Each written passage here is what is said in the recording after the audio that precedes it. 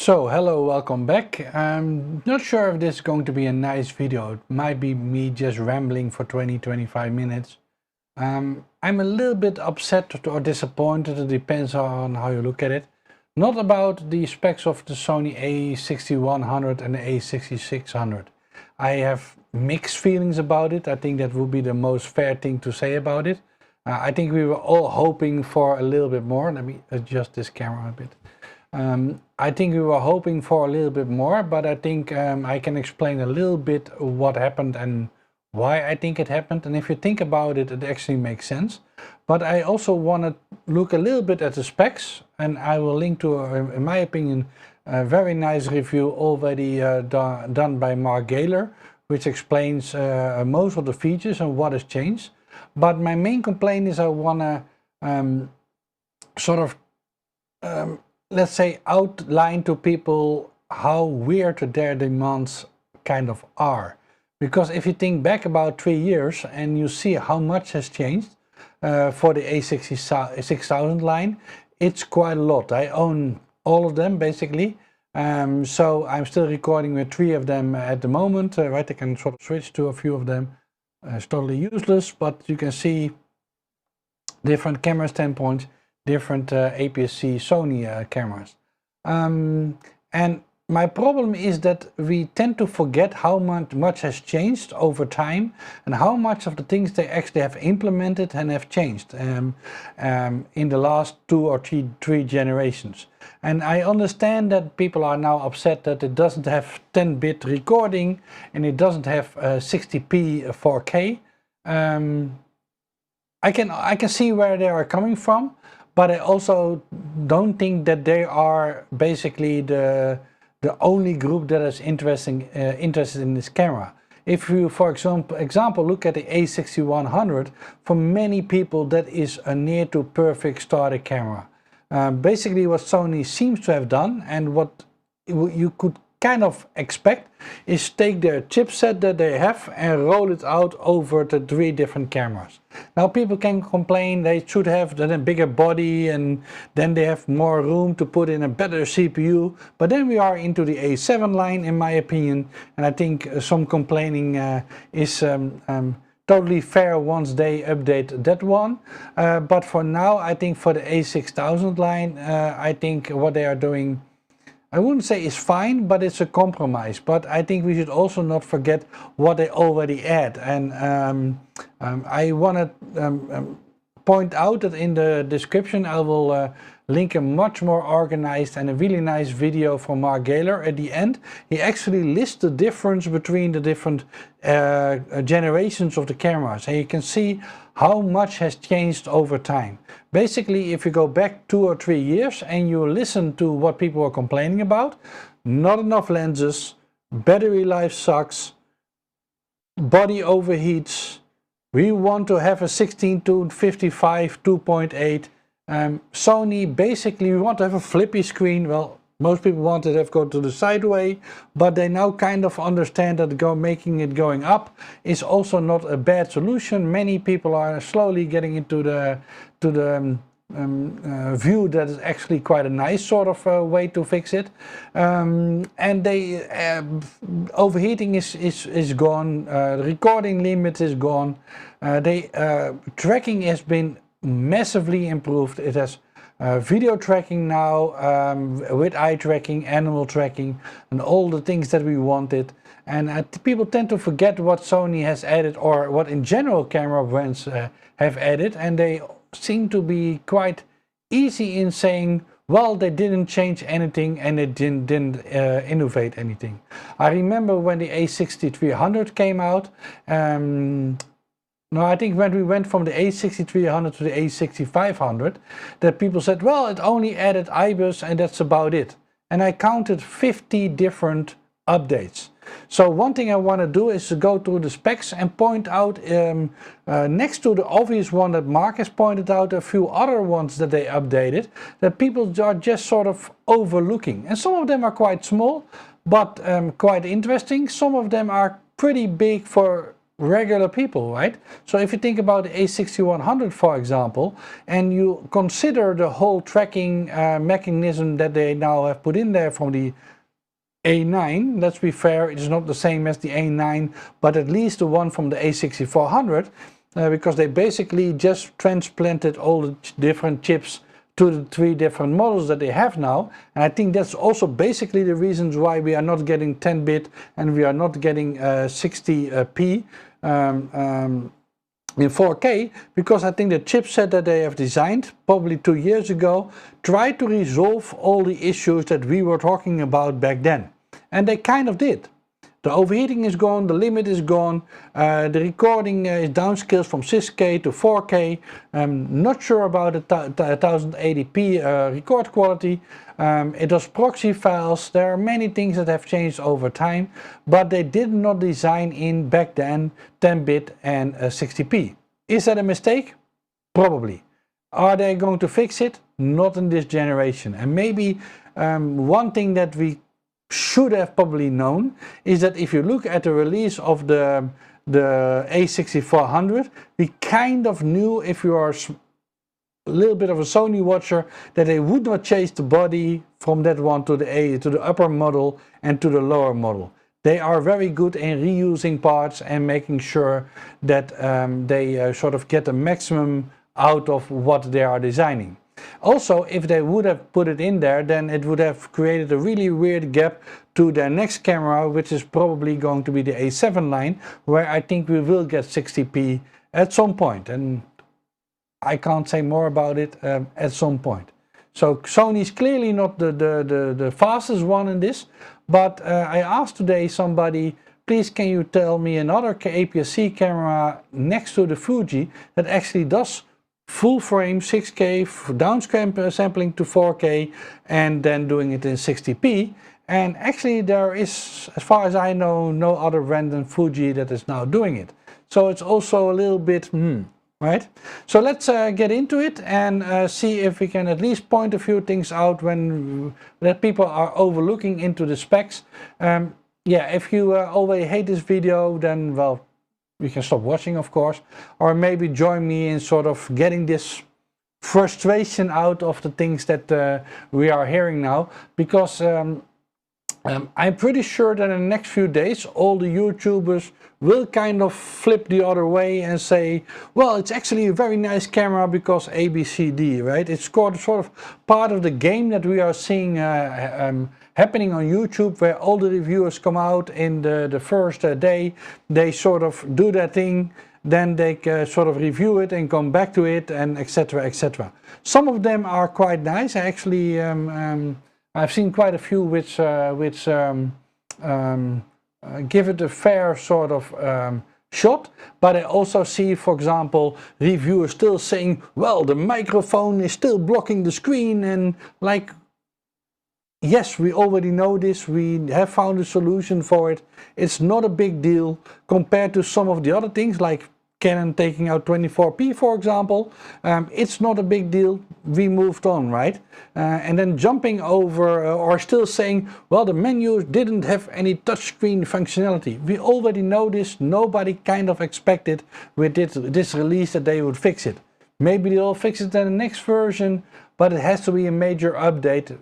And it was unexpected to expect it in this release. And they keep sort of complaining without seeing also the benefits. Because if you really go back 3 years ago and you would list the top 10 complaints, Sony has taken out probably 8 out of 10, will be my guess.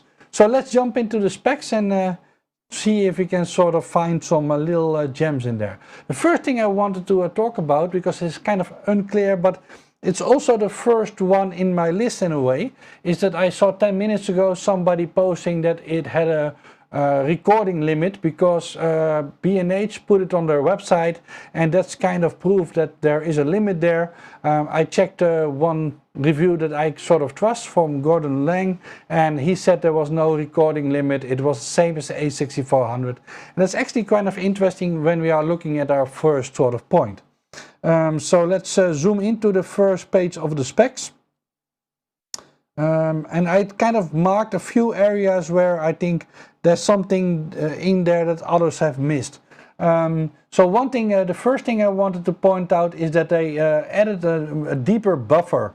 So there's now room for 46 RAWs, which is actually quite reasonable, not as good as the A7R3 in crop mode, for example, but at least it is quite a deep buffer compared to the others. Also, notice that if you shoot RAW and JPEG at the same time, the buffer is about the same depth, which is kind of interesting because that's hinting that it does the same thing as the A7 III is sort of doing, is that it first fills the buffer and then starts writing in parallel to the card. But the buffer itself is much more the limitation than the writing speed. So that does not make us happy that it only has a HUS1 card, but at least we know that you can take a reasonable amount of shots before the buffer sort of fills up. So the next thing that people might sort of jump over, that it actually now has a mic in and mic input and a headphone output. Might be a small thing, but it's now on both models, which I think is kind of interesting. The next one, and that's why I was hinting at the video remark I was sort of seeing, is the addition which is to me realistically probably the biggest upgrade. Still, I will move to full frame for all my cameras at some point. But I was using a gimbal last week and using an a6500 on it, and the battery life is really, for me, was now the biggest sort of issue, right? So if I have to pick, I would rather pick an A7 III and try to balance that and work around the limitations that gives, than using an a6000 line, simply because of the battery. It, now looking back, was so bad that actually it needed to be fixed. Now, and here is a very interesting thing. Look at the time of what they claim you can do recordings for. So let's assume, because there's no real hints that it is not true, that it has unlimited recording. And let's also assume, and again, proof is in the pudding. Let's assume that compared to the what we have seen on the a6400, that is the one that produces the least heat when doing 4K. So, and it gives basically no problems in overheating unless you put it in the sun, black box in the sun, no way to get the heat out. It will overheat. Basically, you have to be really tough to get it not to overheat, right? Put big fans in there, stuff like that. But in reasonable use, what we have found is that the a6400 is pretty good in not overheating. Now, combined with that, they already improved the battery life on that one, and they now put in the Z100 batteries, so the bigger batteries. They claim to have 250 minutes of record time. That basically means that you have 4 hours of unlimited recording, and if you add a grip, probably 8 hours, more than 8 hours of unlimited recording. And again, let's just look back at what people were complaining about last year and the year before. I want to use my a6300 to record a recital and it shut down after 30 minutes or it overheated after 40 minutes. And everybody would say you just should use a video camera, which they're probably right. But at least now, looking at the specs, even with one battery, and assuming that it does not overheat, and the testing again is the only way to prove it, but let's assume that it didn't go backwards, then in 4K, with quite a big sensor, stabilization, good tracking, probably a good subject tracking if you are doing something on a stage, and you can probably record up to 8 hours unlimited. Also doing a proxy file, by the way, which we'll also get back to, so it's actually saving 2 files to the same card at the same time. So again, it has to be proved, but 4 hours on one battery is, I think, a pretty big step forward. So let's see if I put anything else on this page. Nope. So let's go to the next page and see if we find something interesting there. Nope. Well, there's something that we can say about the 16 to 55. I think it's too expensive, to be fair. But I also want to remind people that this is actually the lens that everybody was asking for. Please give us a semi-professional 16 to 55 2.8 lens. And now they give it and people are saying, wow, it's way too expensive. Well, what do you expect? Really, what do you expect? I don't understand. I mean, if you really want to go for not a zoom but for a prime, and you want to have a fast lens, let's say at 18 millimeters to vlog, then get that lens, right? But if you want to have a zoom lens of 16 to 55, which gives you about 24 to 85 on a full frame equivalent, that's a pretty impressive range, right? And I'm not saying that the lens is perfect, but I do think, again, you get what you ask for, and this was basically the lens that people were asking for. So let's see what's in the next slide. Just a picture. So here, oh, this was kind of an interesting. I'm pretty sure I read it correctly, but you can read with me. I didn't see anybody mention this, and I don't think this is in the a6400. This has been a feature that has been missing in action since the 5100. At some point in time we had this function and it disappeared and it never came back. But well, the touch focus feature lets you simply touch the appropriate focus points on the monitor to set the focus. Okay, that makes sense.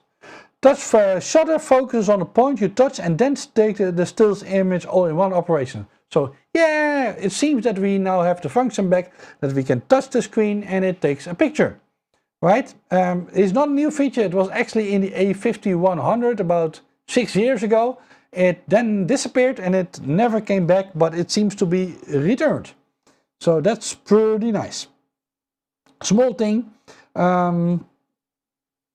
So let's see, hopefully, I'm not saying that this is true, but on our Facebook group, which is called A73, setup tips, we actually made a bug list for Sony, which Mark Gaylor, which I already talked about in the before, and the video I will link in the description. Together we made a bug list of about 30 requests, and he actually bothered to contact Sony, and he's a Sony ambassador, and he went to Tokyo, or Yokohama to be precise, to talk to the designers and to talk to the firmware team to see if they could implement a few of them. Now, there's no direct relationship, but we are at least seeing stuff being fixed, like the magical focus point that you now can set the color from. But this was another one, so the touchscreen functionality was another one that we talked about. So the next one is kind of obvious, but we should not jump over it once we see the comparisons in noise and picture quality, is that again, they kind of tell us that this has 1.8 times the CPU power of the a6500. So that means that it's again the same CPU as the a6400, but it does mean that that's where part of this functionality is coming from. And unlike what many people think, the 4K recording is actually not the most power that the camera needs. Actually, I tested it quite a few times. It turns out that the shutter closing, taking pictures, it actually pushes the camera further and into the amount of CPU or an amount of power it needs. Not CPU, but power, because it needs to do the mechanical sort of things. So this might be one of the reasons that it has now a little bit more space, because it doesn't do 60p and it doesn't do 10-bit, that it now can go a little bit more relaxed on the 4K recording and the downscaling that it needs to do, because it's basically the second or the third generation, or at least there are now 3-4 cameras that did the 6K to 4K downscaling, so they kind of seem to have that under control. And by making the CPU more powerful, it also means, because we kind of know this. They went to a new generation of chips already reduced the amount of heat, and we have seen people measure the a6400 and we know that it produces less heat, so that's again good news. We are not sure if this will result in better image quality. That's always very unpredictable because people are now saying it has the same sensor and they didn't change anything. Let's see what happens. Remember the X-T3, basically they got a lot more CPU power, and now a light is starting to blink really weirdly. Not sure if you can see that, but I think it's probably a good idea that I turn it off. Well, it already went off. So it either broke or I don't know. But anyway, let's continue. So next one. Let me check if there was not one on the previous page. Of course, there's many more features, and I really would advise you to watch the video made by Mark, because he has the camera, he has been playing with the camera, not like me just watching on specs and just spouting some information to you, but check his review, and also at the end the list of all the changes that are there. There are a few in there that he missed, by the way. So for example, he did, as far as I know, didn't talk about the touch to take a picture. So yeah, the HDR and the HLG sort of recording. I know that people are upset about not having 10-bit recording, but I really wonder, also if I listen more and more to some YouTubers that or video people, not everybody needs 10-bit, and quite a few people are probably better off using just picture profile or using HLG as a base and then sort of work from that. So I figured it was important just to mention it. Nothing has changed here, but people should. This, by the way, is a difference between the a6100 and the a6600 because this feature is not available on that one. So there is something really weird here. It says 24p recording, then approximately 1.6 for 30p. I'm guessing that they mean here, because 1.5 would be the normal crop factor on this image if it was full frame. So I'm guessing they mean that there's a 1.6 crop on 30p, which is the same as the a6400. I think this is just bad sort of writing it down. So let's see what else put they in the camera. Yeah, real-time tracking for movies. Again, we can say that this is a small thing, but this is a massive sort of thing, right? So they put in basically their best sort of tracking system, which for many people, so both professionals and just amateurs or people who are getting into the system, right? So if you get an a6100, it might be your first camera, and the level of what this autofocus system now can do by just sort of pointing, hitting, tracking, finding the eye, finding the face, keeping tracking it. It's in picture mode already, or still mode already near perfect, or I would say close to perfect, and getting better each time. Now adding the animal stuff is yeah, let's be fair, kind of cool, but they are now also enabling, or have enabled this also on video. This is not a small thing, so they can talk about, yes, but the camera X has 60p 10-bit, but the autofocus sucks. So what would you rather have? Sort of sharp, in focus subjects because the tracking was working correctly, or do you want to have perfect 10-bit out of focus material, right? I mean, so live eye tracking, so live tracking including eye focus for video. A second camera that can do this, well, it's the third actually, because there's two Sonys, and now top of my mind the Fuji is doing it also. Okay, yeah, this one I'm not sure, well, I am sure that it's in there, but 4K transfer to smartphone, I'm not sure if that was actually already a feature, to be fair. But I also wanted to point out that proxy recording is now enabled, and as far as I know, that was not possible on any of the previous cameras except for the A7 line. So for example, on the A7 III you can do it on the A7R III and the A9. You can do it to both cards, so you can do both files write your main file to both card A and card slot 1 and slot 2, and do also proxy files, so smaller files, to both of these cards. So that's a feature.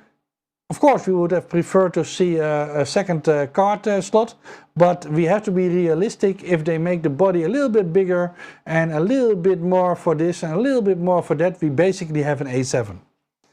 Auto power temperature thingy.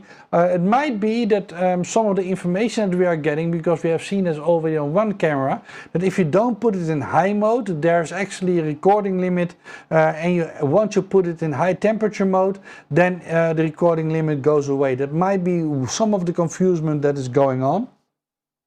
What we do know is that the taking off this heat warning has nothing to do with that the camera will stop working. They still guarantee it. So if you buy it in Europe, there's still five years guarantee, at least in my country. But it does. They tell us that the protection is basically to warn you that the thing can get hot, right? It's more to protect us than to protect the camera. At least that's what they are saying.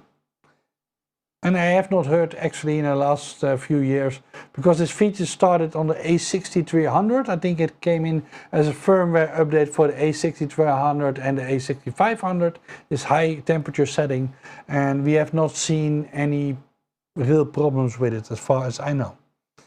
So yeah, then we already talked about this one, the bigger battery. I mean, this is a massive deal. I'm really looking forward to some of the reviews on this one, because I think this is not a small detail. I think this is a very important thing. For me, it hit me again last week, because I normally only use the crop sensors in a fixed sort of setup, that I really don't want to go back to the old batteries. So I was kind of surprised, and I think this is a massive update. Not enough to keep me, I think, within the crop line, because I have my eyes set on the new A9, to be fair. But I do think for many people, having access to the new battery type is going to be a big relief. Now the shutter, not much to say about. Why did I? Yeah, the controls. So there's the grip, of course, is now bigger, which I think is also better. It also looks, but I can't confirm it, but the way that they shaped it, there might be just on the, it's on the A7R4, a little bit more between the lens, room between the lens and the grip. We have to see. Then of course the tilty screen, again, it's nothing new compared to the a6400. We know the downsides, we know the upsides of it, but compared to the previous model, again, it is one of the 8 or 9 problems that they fixed out of our top 10, right? So really, you can complain all you want, but if you really stack up all these differences, there are quite a few. So they created an extra button over here, because we don't have a flash anymore. You have to wonder why they took out the flash. So maybe they needed to move something, and that's actually helping being able to put a battery in. Now, traditionally, and I know this is going to be a long video, so if you're still with me, then it's fun. Traditionally, when the first overheating problem sort of happened, I tested for about 40 or 50 hours all my cameras and tried to figure out how to stop them from overheating. I actually built a battery with a fan inside. So you can go back into my archive and you can see me trying to figure out what is happening.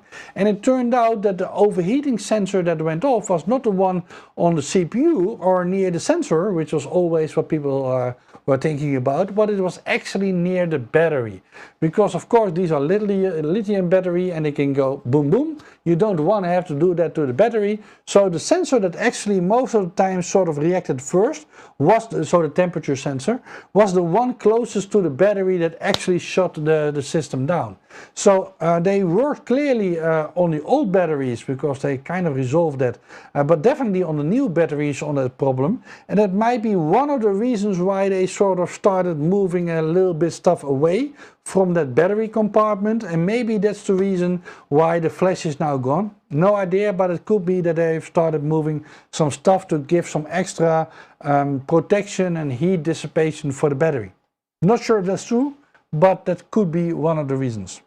It could also be the reverse, by the way. We could find out that this camera does overheat, which would surprise me, to be fair, because somehow the bigger battery would be so big that it can't dissipate its heat compared to the smaller one, which is much more airy. If you hold one, you can feel the difference.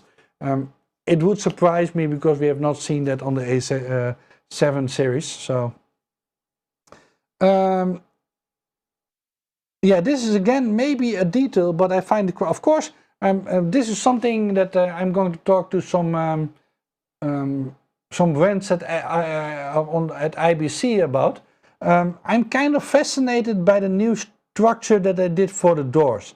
So they did it for the A7 III Mark IV, A7R3 Mark IV, and they're also doing it here. It seems that they have improved the way that the doors works, because we all hated these flaps, but it also looks that they might have given us an option to actually create a plug that kind of fits into all the ports, because they grouped all the ports together now in a way that the audio in, the audio out, and the HDMI are in one area.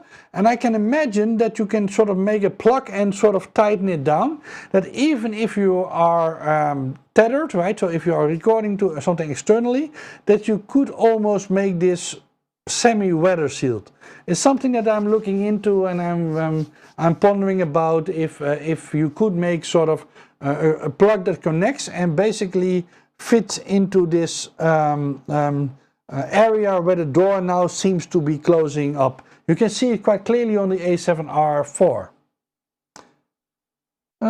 So any more? Yeah, there's another one, oops, a small one that I might not have pointed out in my drawings, but I remember it was there, because otherwise this is kind of the end. Let me see if I can find that picture. I don't think that picture is actually here from one from the bottom of the camera, because I saw, oh yeah, there it is. So let's see. No, I was wrong, because I could not see it clearly before. Okay, this is a pity. Again, this is more if you're into grips and brackets and stuff like that. On the A7R3, they actually made an extra hole here and an extra hole here to, I think, make it easier for L brackets sort of to hook in to making sure that there's two connection points. As far as I can see here, they didn't have an extra room, so I was figuring that maybe this screw was a hole, but I could not correctly see it before, but clearly it's a screw. So I don't see, it's a pity that they didn't make a hole here. They did decide to still keep this, let's say, feeder for a cable, which is one of the weak points on these camera designs. So I'm hoping that this door is removable, and that they also maybe they are even compatible with the ones on the A7R4, which actually does not have this door default anymore. So that's something that we definitely have to look into. So it's a pity that they didn't make an extra sort of small dimple, or quite a big dimple here, and I don't see another position where they could have done it, but over here, because then an L bracket could have locked in more tightly to make the anti-twist work. Did not happen. So yeah, that's kind of it from my side. Just looking at some of the features of this newer camera. Yeah, tell me in the comments if you agree with me, because or you don't agree with me, because I think the opinions on this camera are kind of interesting, right? Because if you take a step back and you look back 2 years ago, you will find that I wouldn't say this is the perfect camera, but there are quite a few people who are shifting the goalposts every time because they demand features which they didn't know or didn't need a year ago or 2 years ago, or that their features, which are mostly video driven by the way, are sort of taking precedent over general people using these cameras. And my guess is that the a6100 will be a massive success. Simply, last week I was walking and taking pictures outside.